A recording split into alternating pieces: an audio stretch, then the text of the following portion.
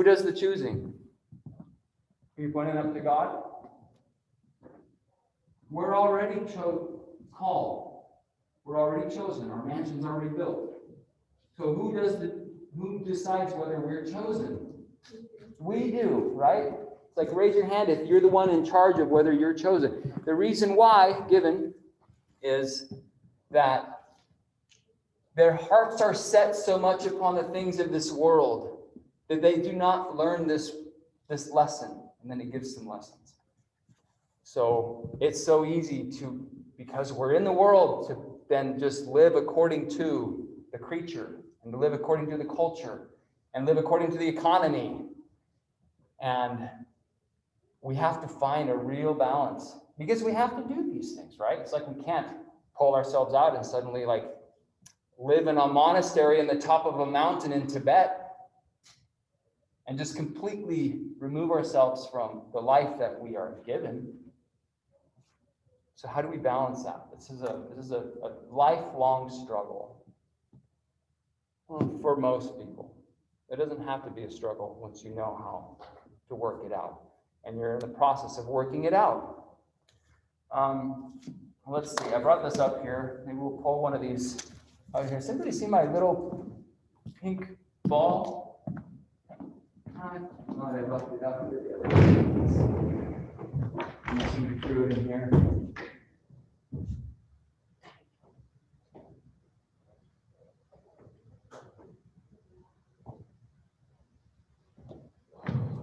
This isn't that, but this will do.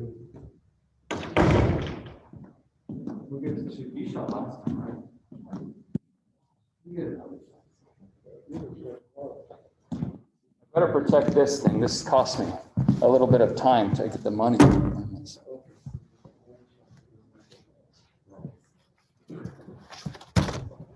Oh, it's like. Wait, try again.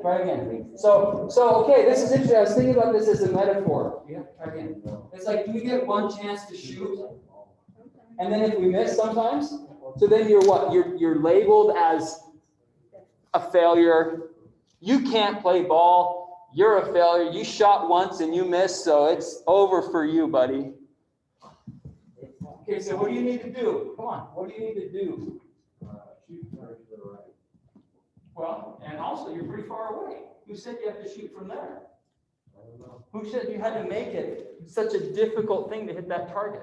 It's pretty far away with a pretty awful ball for shooting, right? Why don't you do what you need to do to hit that target? No. Wow. Good. You're not done yet. It's a oh. It is. It's a terrible ball to shoot with, but it's what you've been given. It's what you've been given. Give the man a hand. Isn't that life? Isn't that life right there? Isn't there so much packed into what you just saw happen right there? You saw somebody shooting at a target with what they've been given, which isn't ideal. It's like, are you ideal?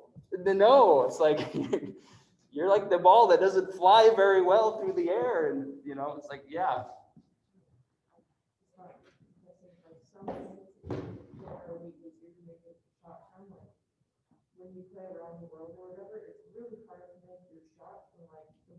The baselines are hard.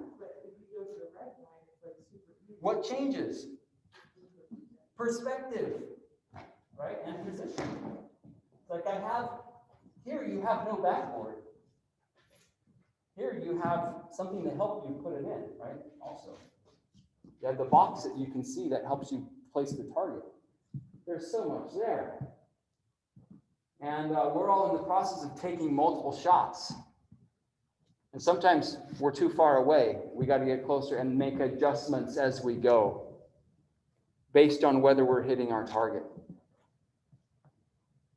I could have given him a target. Well, we'll save that for another day. There's so much in there. Okay, here's this. Well, this is actually, I didn't know this was a question I was going to pull out, but this is so not funny.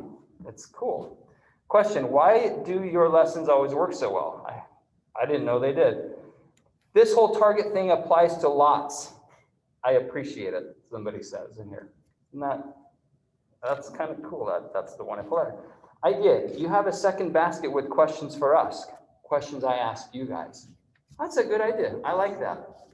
I kind of do that. But what would happen is I should put questions in, and you have to pull them out the way I do on the fly and see how well you can do with it. How do you want that? Would that be good? You can try it, right? You can try it. Yeah, we'll do that. Because I ask you lots of questions every day. I ask you lots of questions. I think I am. To get you thinking, and processing, and self-reflecting, becoming more awake and aware of yourself. But usually I leave them as you answer them for yourself, where you make a note in your journal. I don't often ask you to share. Let's have a couple of ideas about this. What makes the difference between kids and adults? And I would say you guys are still on the kid side, but getting very, very close to the adult piece, right?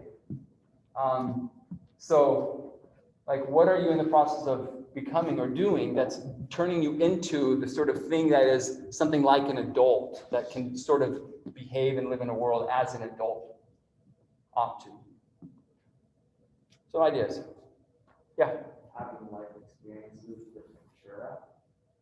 So the experiences that you have are an impetus or a force for causing you to grow up, right? Grow up. What does grow up mean? It's the same. Get taller. I hope they call me on a mission when I've grown a foot or two. I knew a guy who served a mission who's like this tall, and he's sort of going to remain that tall all the time.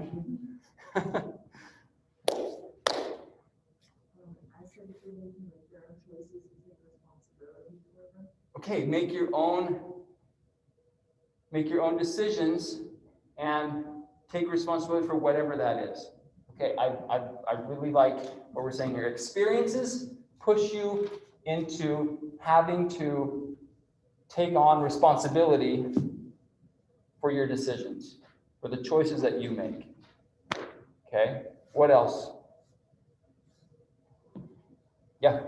Well, one of the differences between the kids and an adult is maturity. I think that's a good one because a kid can't process like different situations as well as an adult can, like use cause and effect. Like if I do this, this will happen. They just go, this is what's going on, I'll do it. Love it. Cause and effect. The ability to be rational about how your actions have impacts. Part of that is biological, right? Taylor, it's like right now, the way you are, the way we all are, not all of us, because I'm older, the way y'all are is like your brain isn't actually fully developed. You know that? Some might not know that. Some might know it. You actually have brain sort of malfunction or dysfunction.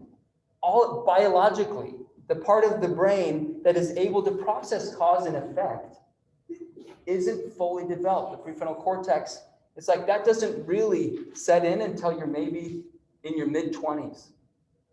You maybe know that. So it's like, okay, when I do stupid things, I gotta kind of go easy on myself because I'm sort of brain damaged a little bit here. Okay, this is the green ball I'm working with. It's like what I've been given. It doesn't always work really well. So I'm glad you brought that up. Okay, biologically, you're not fully equipped to do the adult things. Okay, life experience, responsibility.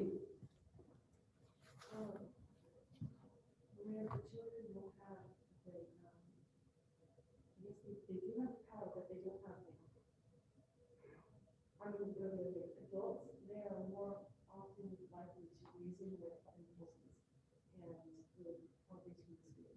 So if I get helping to say, look at this friend, and I could say, well, he's really losing right now, all of these other things, but when it comes to a kid, you can say, yeah, I should look at this friend, and we will visit it because that's, to them, it's an impulse, and they have to resist their impulses and to reason against them. It does. So what you're saying is like a child doesn't understand that their thoughts are not them. And we are beginning to understand that my thoughts are not necessarily me. They're something I experience. The core of who I am is different thing from the thoughts that I have. You know how you know that? Because you observe your thoughts. Like this is really a big part of what you're talking about, Claire, is like a child isn't able to just make that distinction. But when we get old enough to understand that we are not our thoughts, we hear thoughts, and then we talk to them and say, but maybe you're wrong. And so we second guess and we rationalize stuff. Okay, good. Any other thing that we should put as part of this? Yeah. The concept of sacrifice, the comforter, that is the beginning for the prayer, but in the future, I think it's a lot more satisfying than those of my system. And I think that we should talk about reasoning. And what he's talking about, which is the brain development. Yeah, absolutely. So the ability to think, okay, there is a future, and that future is actually me. That's me, but it's a different person. So I have responsibility right now to do the things that take care of future me. And if present me does everything that it wants to do, man, future me is really going to pay the price for that. I might get what I want today, but that's going to make life really hard for that other girl, that other person who's, 5 minutes down the road, 5 hours, 5 days, 5 weeks, like that person's going to pay the price. And kids don't have a concept of that. Or we choose to not have a concept of it, right? Even if we're adult in age and body and mind, lots and lots and lots of people refuse to accept that responsibility. They refuse to accept the concept that I must sacrifice today for a better tomorrow. They don't face that fact. They don't take responsibility. So this isn't just a self-help class, guys. This isn't just like, a personal coaching session. This is the gospel of Jesus Christ. And this is Book of Mormon Seminary. So let's get into that. And, I had an idea of what I thought the story about the Stripling Warriors was about. And then I was in the basement in our little home gym, pushing around a few thousand pounds after seminary. And I had this thought that came to me that blew my mind about this story. And it's just what we've been talking about right now. So let's go again to Alma 53. We have 11 minutes and 55 seconds to show you how what we've been talking about is taught in the Book of Mormon. Ryan, I'm glad to see you brought your Book of Mormon. This is great. Alma 53, let me find the right verse, okay?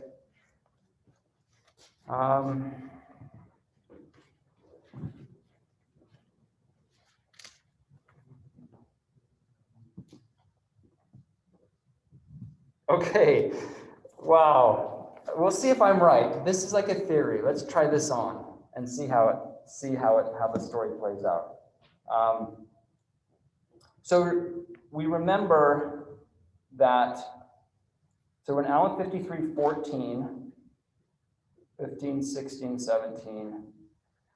So the question was, what are the circumstances or antecedents that led up to the amazing miracle of 2,060 young farmers going to battle and not any one of them dying, and each of them killing many of the foe, okay, but all of them receiving wounds? What a miracle, unprecedented, that somebody without experience can go into a situation and succeed. And that's exactly what y'all are doing and about to do in life, right? You're not fully equipped. You're not fully trained. You're definitely not ready to be an adult, but you're going to have to be. It's coming at you quick. So let's read 13 and 14. Skyla, can you read 13, please? Ben, you read 14. Go ahead. 53. 53:13, yeah. But it came to pass that when they saw danger and the many afflictions and tribulations which the Levites bore for them, they were moved with compassion and desired to take up arms in defense of their country. Okay, who is desirous to take up arms in defense of their country? Because they're moved with compassion. Who are we talking about?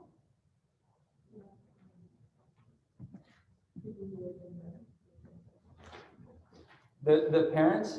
The adults who had made a covenant not to fight anymore, to put down their weapons of rebellion, promised to never pick them up again. Okay, that's who is ready to pick up their weapons out of compassion for their friends who were fighting and having a hard time. 14. But both times they were about to take up weapons of war. They were overpowered by the persuasions of humans in his presence. They were about to break to stand. Okay, now let's go to 16. So essentially what we have is the moms and the dads are unwilling to pick up arms to defend themselves against people who want to kill them. Who are they also not willing to defend? If the dads, let's say, are the sort of the fighters, the protectors, and the moms are the nurturers and the teachers, which it sounds like this is kind of what this culture was, they had promised not to pick up their weapons of rebellion anymore. But that also means something, not just for themselves. Let's say me keeping my covenant means I'm willing to die for it, right? They're willing to die, and we've seen that already. Lamanites are coming at him. They went down, they knelt down in front of him like this and just said, slaughter me. I would rather die than pick up a sword and fight you and potentially kill you in self-defense. That's how serious they were. But by doing so, yeah, they might be willing to give it their lives, but what else does that mean? Who else is at risk? Their children are. Who said that? Charlie? Absolutely. It means that the sons and the daughters are sitting here going, Dad's not going to go fight for us? Like, my dad, he's a serious fighter. Like, I know this guy can use a scimitar, and he is not going to go defend our family. He's not going to go defend our farms. And you know what? These Lamanites, how do they feel about the Ammonites, the converted Lamanites who become Christians? How do they feel about them? Do you remember from your reading? We haven't really covered this. They hate them. In fact, they wanted to come to war just to kill those guys.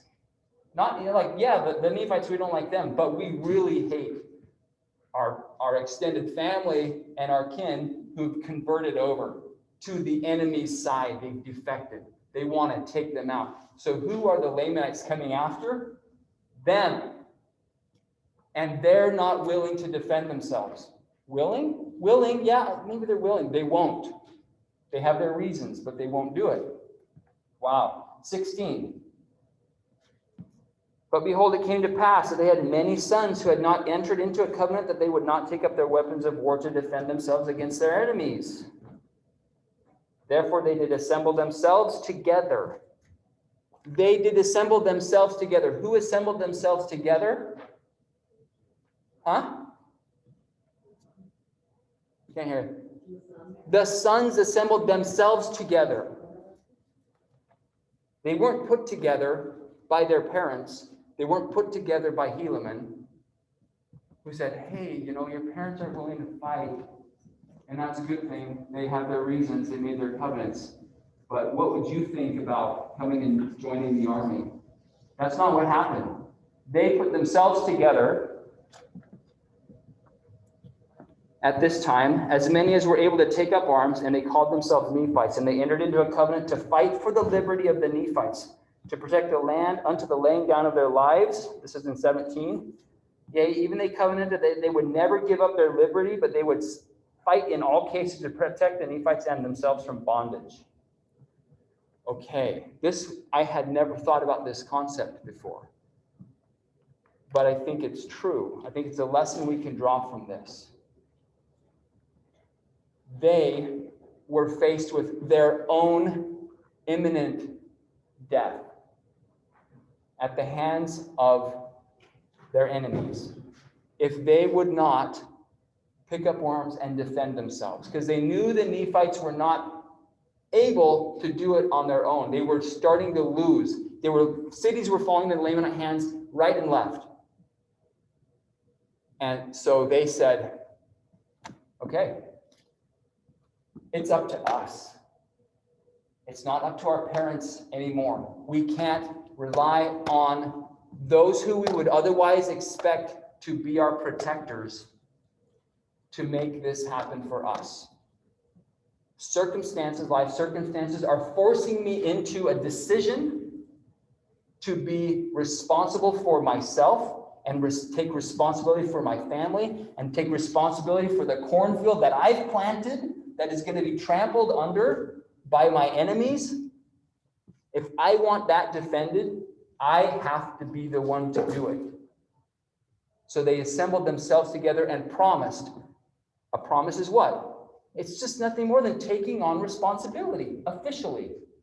I promise I will do this. That's saying I'm voluntarily taking on responsibility for this thing, for this outcome, to protect myself, to protect my family, to protect the Nephites, those that have welcomed us into their land.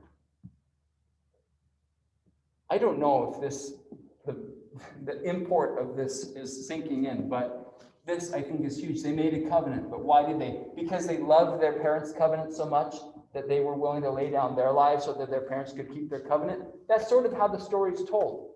But there's the other side of it too. And that other side I had never thought about.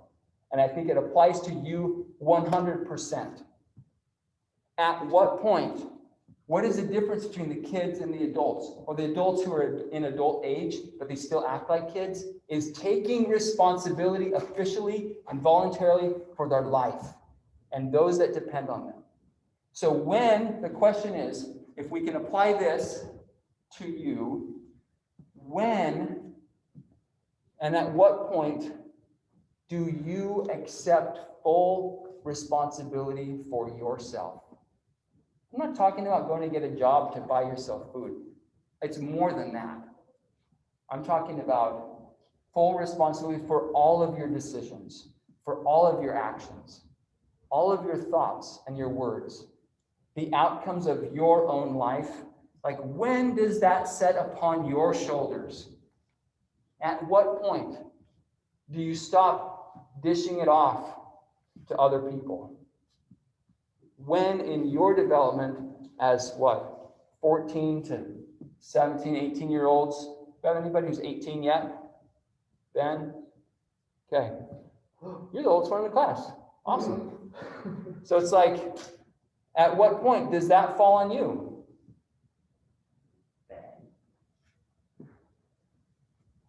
Thoughts about this?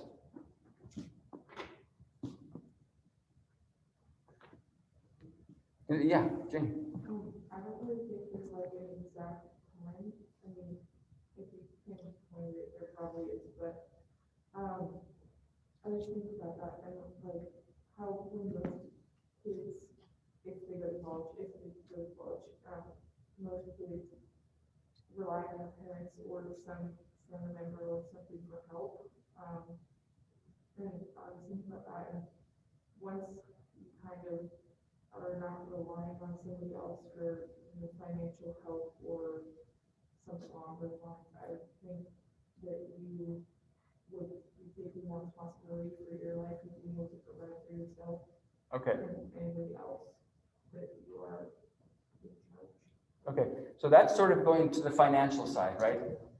As long as I'm not able to provide for myself, or as long as my parents are willing to keep providing for me, hopefully that cash cow keeps coming my way. It's like, then we don't have to take responsibility. But this is an interesting thing. This is totally cultural, right? Biologically, like physically, every single one of you is able to go work, right? You actually have hands, and you have feet, and you have a brain, and you have eyes that work. It's like you can work, and you can find out a way to stay alive.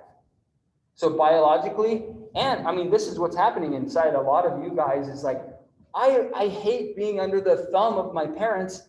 It's like, I want freedom. I'm ready. Like, I can procreate. I can have a family. I am biologically, physically able to do all the adult things, right? But in our culture, it's like there's this thing between like age 14, 15, and maybe 18, 19, 20, 21, when you're like stuck in this really tough position. It's like, I want more freedom. I want to go do what I want to go do. And our culture is saying, no, but you're still under the care of your parents. And so you don't take responsibility fully for yourself because somebody else is supposed to be doing that until you're 18 or so, right? But so you're sort of stuck in this middle ground. In Liberia, like, kids are really not expected to move out until they're like in their mid-20s. And in some cultures, especially like, so let's go back 200 years in this country, it's kind of like, as soon as you can take care of yourself, you're out. Like, I don't need to keep feeding you. Why am I feeding a full-grown adult, like, guy who's taller than me and bigger than me, his voice is lower than me? Like, why am I still taking care of that? That can take care of itself. Like, right? That's what the parents can be thinking. Why is this happening? But it's our culture. So we're sort of, you're in this middle ground. But that doesn't mean that you can't and shouldn't take full responsibility for yourself, even in your own, even in your parents' home. It's like, I'm responsible for how I behave with my parents. I'm responsible for how I behave with my younger siblings. I'm responsible for what I'm getting out of life, seminary, school. Am I just going through the motions and playing somebody else's game? Like, or what am I doing? What am I doing every day? It's like, am I taking responsibility? If I'm supposed to be learning stuff in school, am I doing that? Is that happening? Or am I just sitting in a chair and going through the motions? It's like, that's the difference. And that's what these guys realized, is they became adults, these young men, by taking on responsibility to defend themselves and their families. A covenant to do what was right. Even when it was scary, even when it was inconvenient, even when they were unqualified, all of these things they took on, and that was what made these young farmers stripling warriors. We'll finish this tomorrow by talking about what kinds of qualities did they emulate. So they took on this covenant, but then why did it work? Why was it successful? It's because of the kind of people that they were, how careful they were to follow the rules of life. So we'll finish that up tomorrow. Care a lot about you guys. I'm going to leave this with you in the name of Jesus Christ. Amen.